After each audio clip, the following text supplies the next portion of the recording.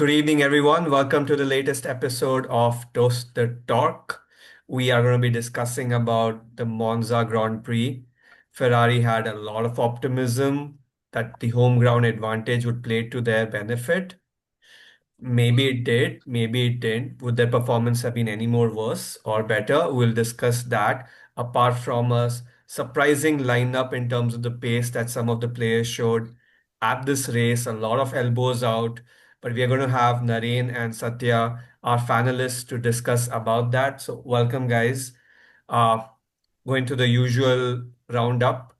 Key highlight that each one of you felt from the racing weekend that we had at Monza. We'll probably start off with Satya this time.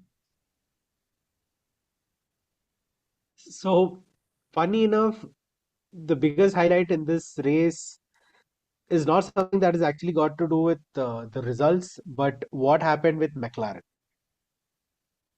Because it is a very simple fact that, and it's a rumor, it's not a fact, but it's a rumor that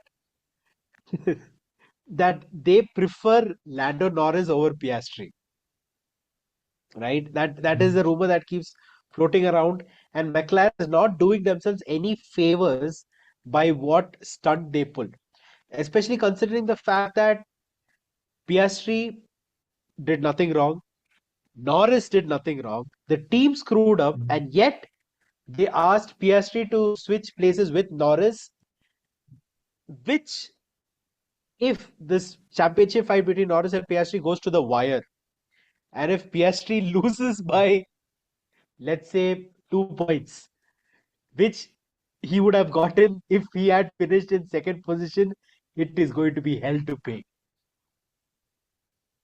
Yep. But I mean, the counterpoint I would make for this one that everyone is also highlighting is, yeah, I mean, if the pit crew had screwed up and that was the only thing, then Lando would not have got that switch over. But because Lando was playing the team game of letting Piastri get in first so that Leclerc can't undercut him, which is why the team felt that because he was playing the team game, they need to give him that benefit. Because again, the screw up was on the pit crew side. So maybe that's the additional context to why that particular thing seemed a lot more fair. But there have been enough instances that that rumor of them supporting Lando, which by the way was the driver number one. PS3 was added on later. So that's helps the conspiracy continue to grow. With that, we'll call upon Naren and see what his thoughts on that are and any other highlights that he wants to bring up from the racing weekend. Thank you, Vivek. Good evening, everybody. I would like to perhaps echo what Satya is saying. Most of what has happened has to actually do with not just the driver, but the pit crew and the engineers or the race engineers on the race wall as well. I was actually going through a lot of debates in the F1 community, and not many people are to incline towards having this swap done, primarily because it's purely a racing incident. Also, Piastri said that, and also if you had seen Max joking about it at perhaps the last leg of the race. But on the other hand, this one thing to actually note is that not both the drivers were actually not frustrated. As a matter of fact, PS3 was not at all frustrated by this, even though he did show his frustration during the race. But I sensed that it was somehow sorted after the race and during the post-race conferences or the post-race interviews. They didn't have, usually they went on frustration, True. but they didn't. Hmm. This just goes on to prove that uh, yes, there has been issues, but they're trying to sort it out within themselves. This just shows that how good as a team McLaren are, perhaps on the outside of the world to us.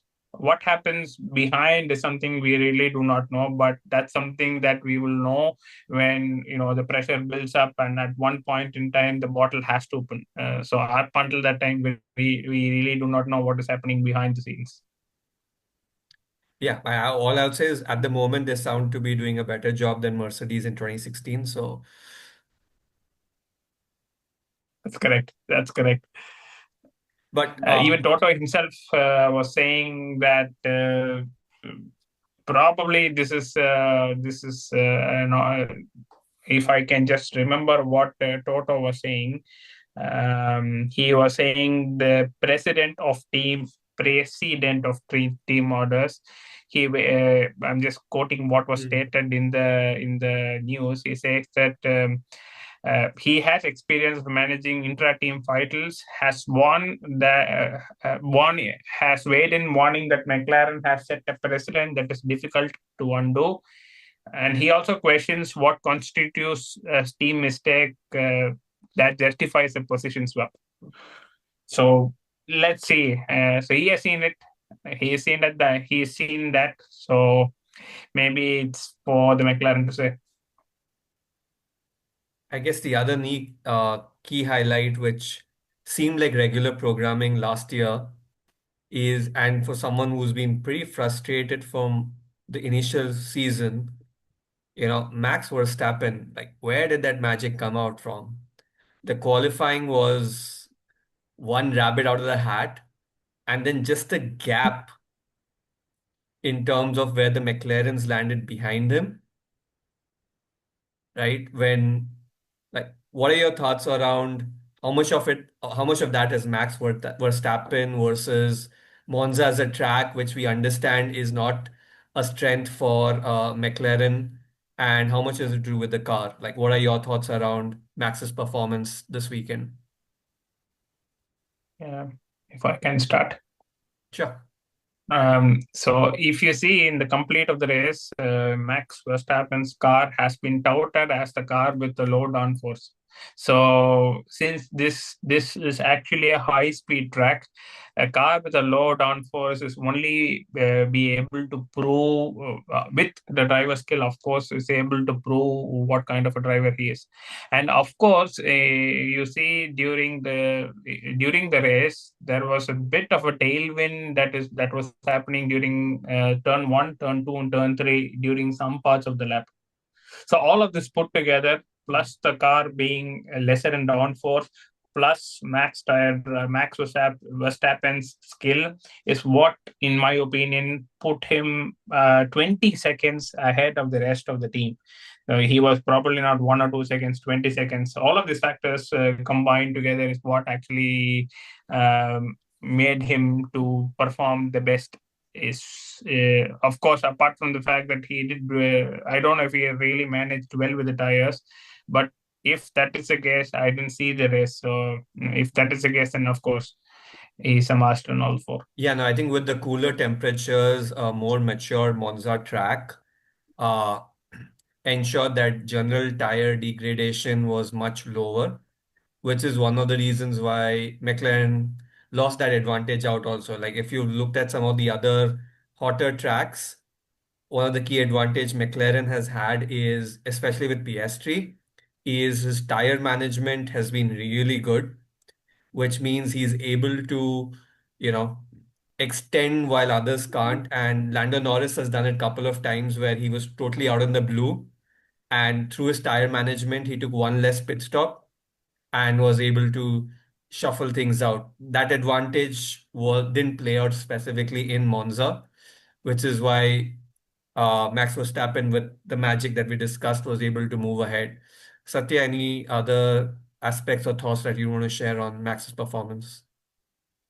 No, it was a brilliant performance. See, I'm personally not a Max fan, but this Monza race was a brilliant performance. Now, if you want to divide the attribution towards the car and to him, it I would not say it is 50, it you can't completely tell it that Max was the lead character, because if you look at the car that was given to Yuki Tsunoda compared to car that was given to Max Verstappen were vastly different. Right? Max had a low downforce car while Yuki had a high downforce car, and it showed the way that Yuki Hmm. performed compared to Max. So the way the car was set up was also quite helpful towards him. But did Max bring out every single possible potential from the car? He absolutely did. this race broke a lot of records, right? It was the fastest race to have been completed, 1 hour 13 minutes, as compared to 1 hour 14 minutes that was previously set by Michael Schumacher back in the day, right? So similarly, the fastest lap record ever in a race.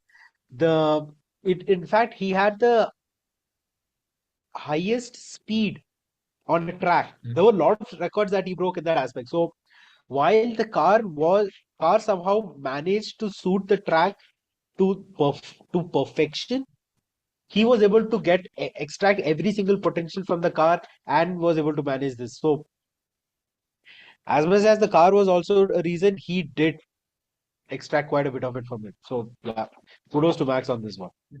And I mean, just adding to the records, as you said, right? He also broke the jinx of the pole sitter since 2019, where he managed to dominate in the qualifying, get the pole, and then continue to win. I think to that point, Ferrari was very optimistic because last year Leclerc was fourth. He was fourth this year too, and And they last year he finished. won the race.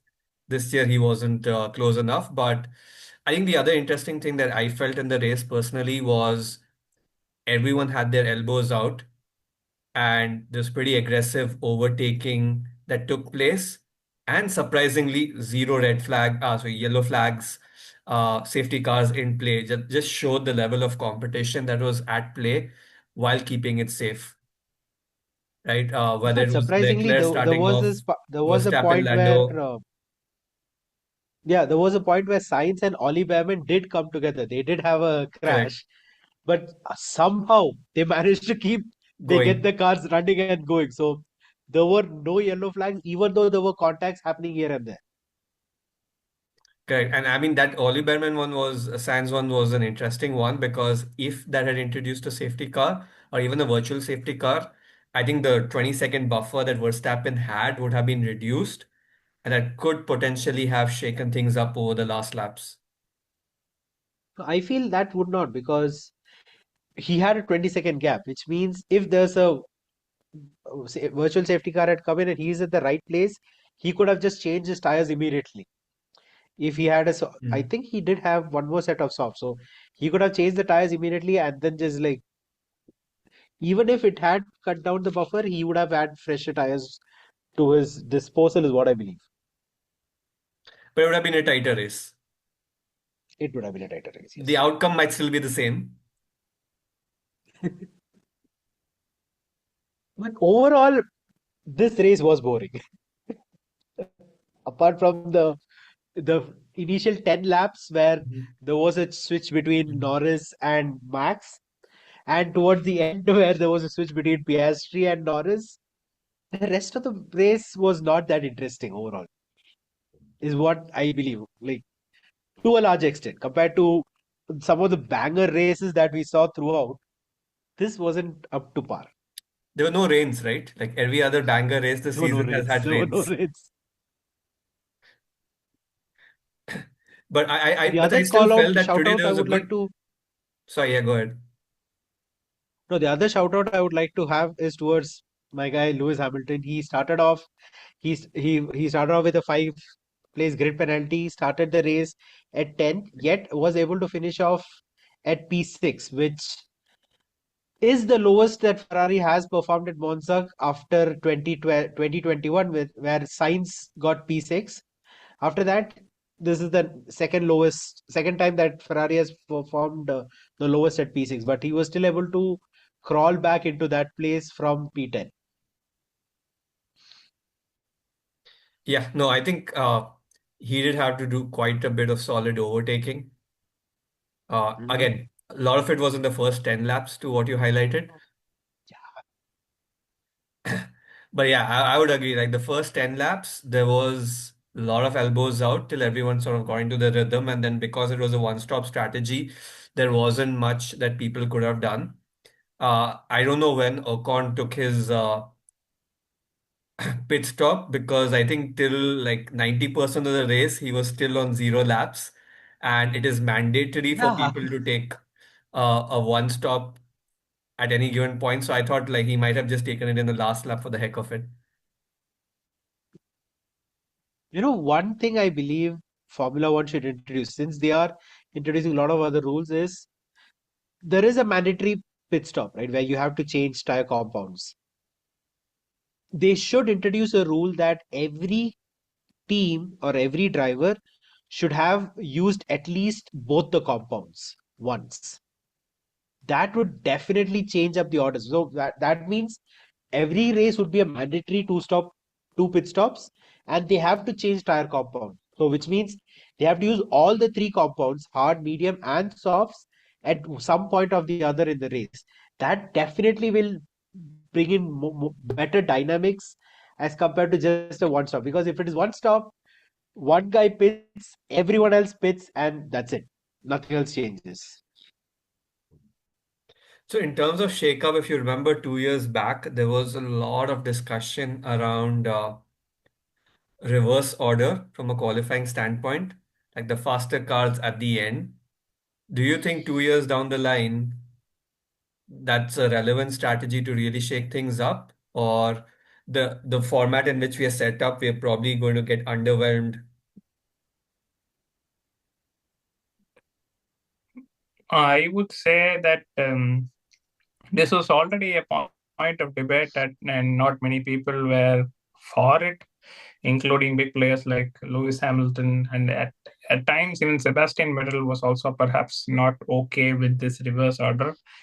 And as a matter of fact, I don't know if it was discussed extensively inside the F1 community, meaning the official F1 community. So much so that they didn't actually bring it into practice. Maybe they have to bring it into practice to really see how much of it will change the race dynamics. Maybe in a sprint race, if not for the actual race, to see where people are actually, if really the people with the more faster car and the more skill can really come up. We have seen Lewis Hamilton did it with the new engine in Brazil some years back, but can everybody do that at any given point of time is probably not something that we can really say right now. It completely depends on that situation. But And the track. at least, yeah, and of course the track, yes. But at least we can still give it a try to see what really happens and how it affects the race dynamics.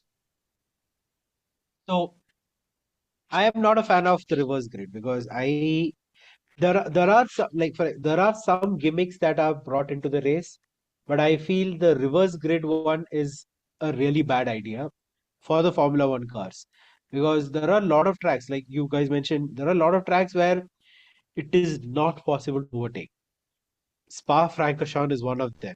Similarly, we have Abu Dhabi, which is notorious for not being able to overtake. Like if you remember a couple of years back, Alonso was stuck behind one car and could not overtake the entire race, resulting in him losing the championship.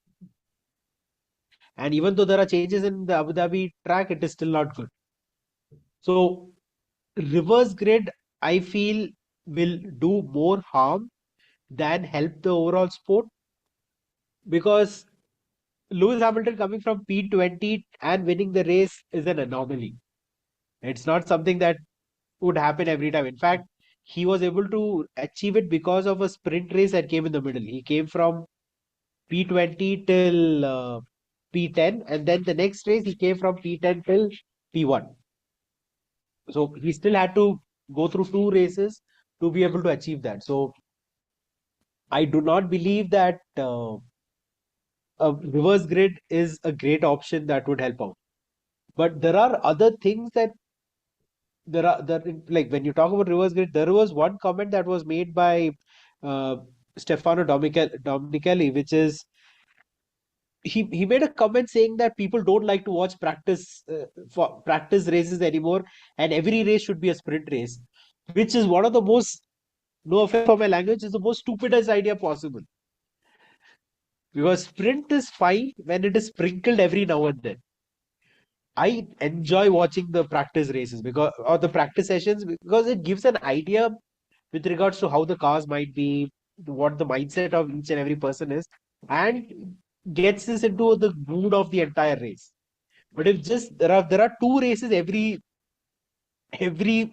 Weekend. season or uh, Weekend. every track, every weekend, sorry, yeah, every weekend if you have two races, if you watch the sprint, you sort of have an idea how the race is going to happen, which takes off the entire joy of watching the actual race. Okay.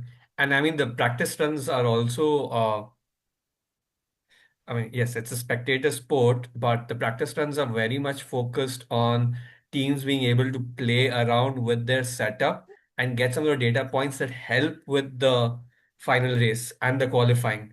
And if you make that also a race, then everyone's going to kind of stick to the same formula in terms of a setup. And then to your point, right, once they've figured it out in the FP, it's going to be the same setup in qualifying, so you kind of know what the outcomes are going to be, and that's the same outcome that you're kind of going to expect in the main race, because then the only factor then sort of becomes is tire management because of the duration of each component.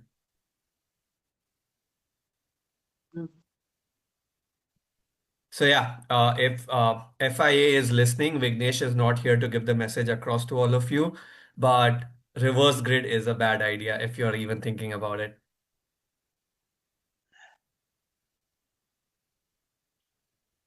So, Maybe one final thought on the yep. reverse grid before we actually move on is that I agree to Satya's point that yes, in certain races you really cannot overtake, which means that the sprint races will be bad.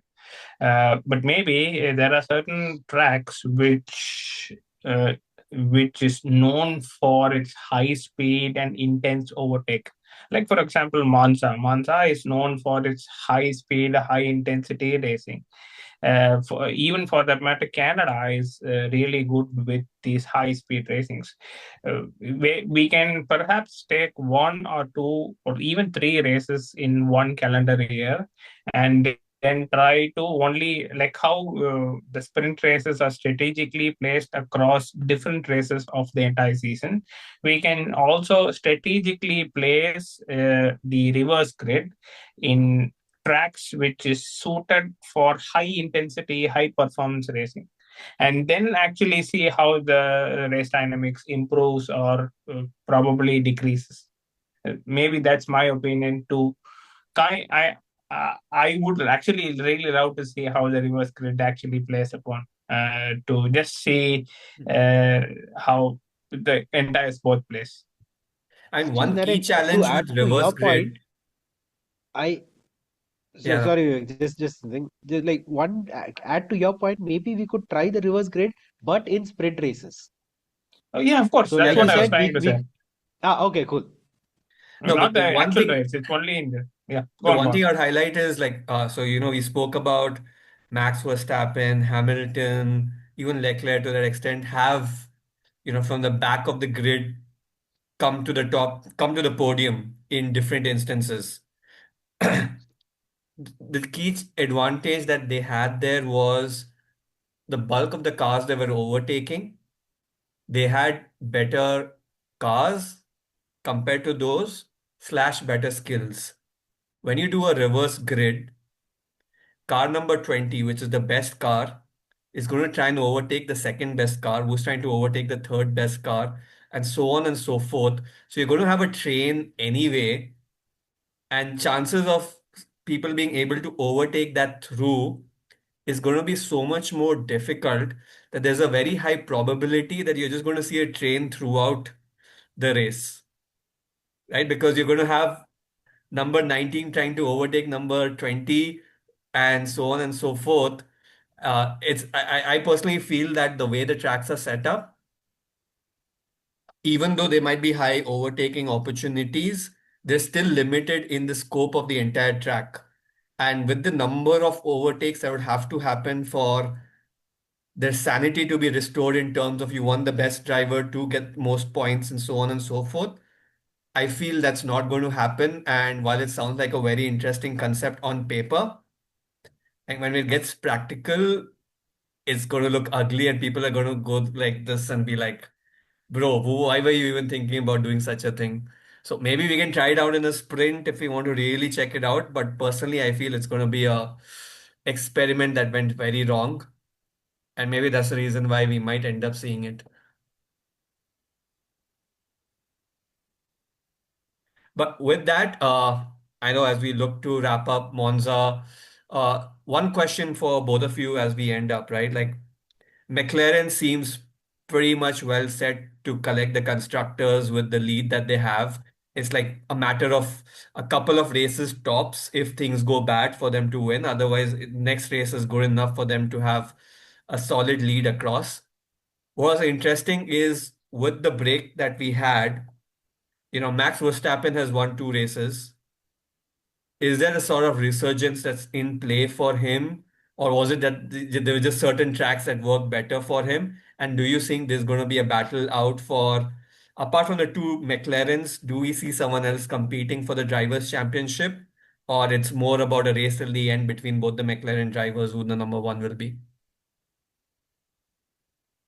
So we just have around 8 races left, right? If I'm right.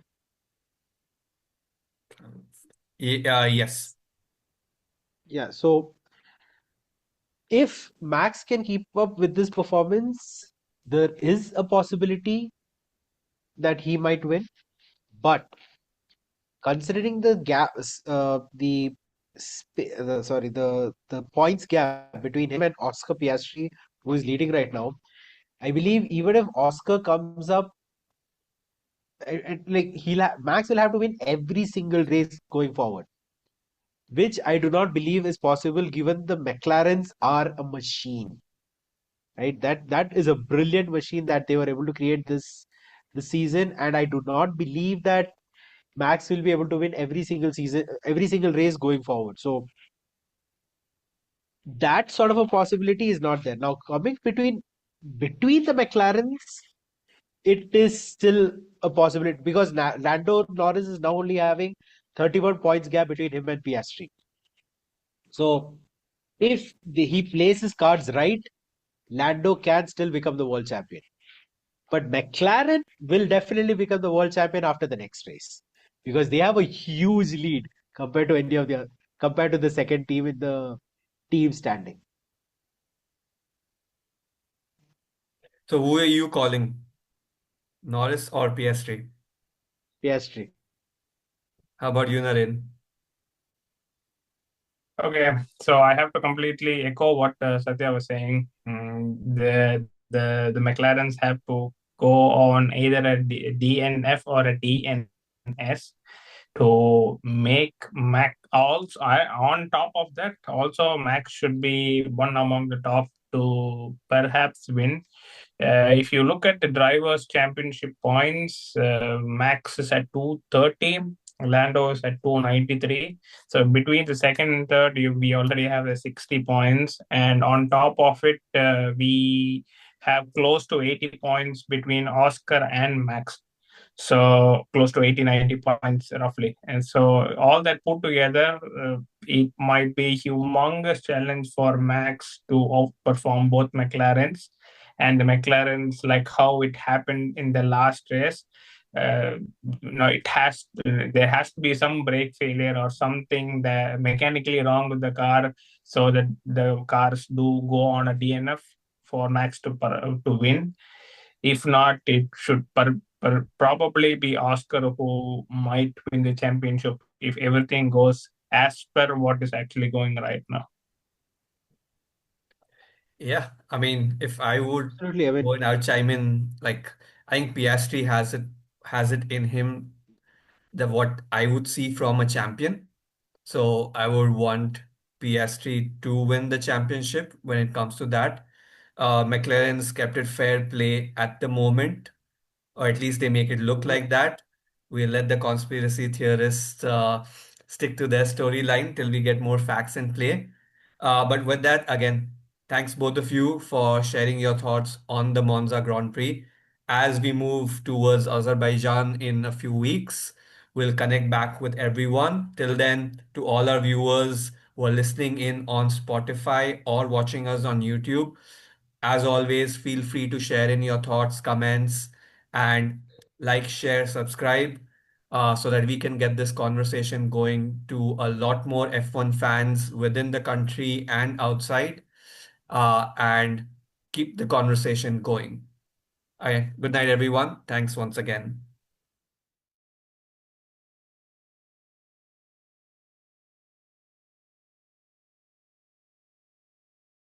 The lights they fade, Hamilton's ride's a scarlet shade, McLaren's fortress made of steel, drama